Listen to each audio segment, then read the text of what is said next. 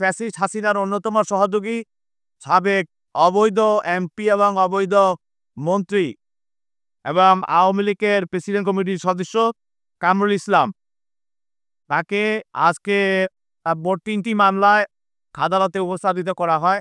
তার মধ্যে ২টি মামলা চকবাজার থানা মামলা।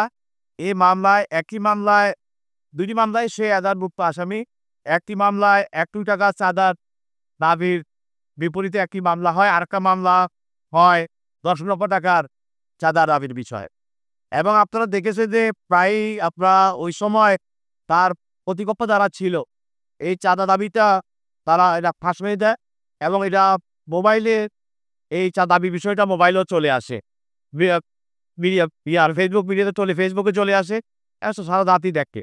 সেখানে উনার নির্দেশে তার লোকেরা তারা মাদির কাছে ১০ লক্ষ টাকা চাঁদা আদায় করে।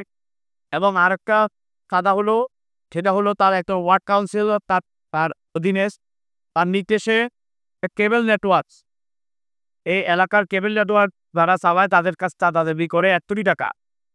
সেখানে ২০ লক্ষ টাকা তারা দান নেয় এবং বাকি টাকা না দেওয়ার কারণে সেখানে তার বাড়িতে হামলা করে এবং তার বাড়িতে ভাঙচুর করে এবং তার বাড়িতে যাদের মহিলা ছিল, তার স্ত্রী যারা মহিলা ছিল তাদেরকেও শ্লীলতাহানি করে।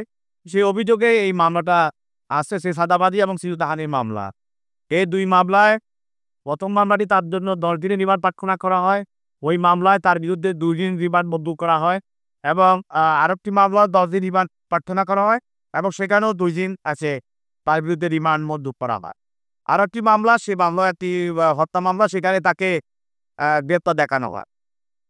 তারপরে বিজ্ঞ আদালত মামলাটি হলো ২টি হলো কামরাঙ্গীরচর মামলা, আর একটা হলো হত্যা মামলা হলো চকবাজার থানার মামলা।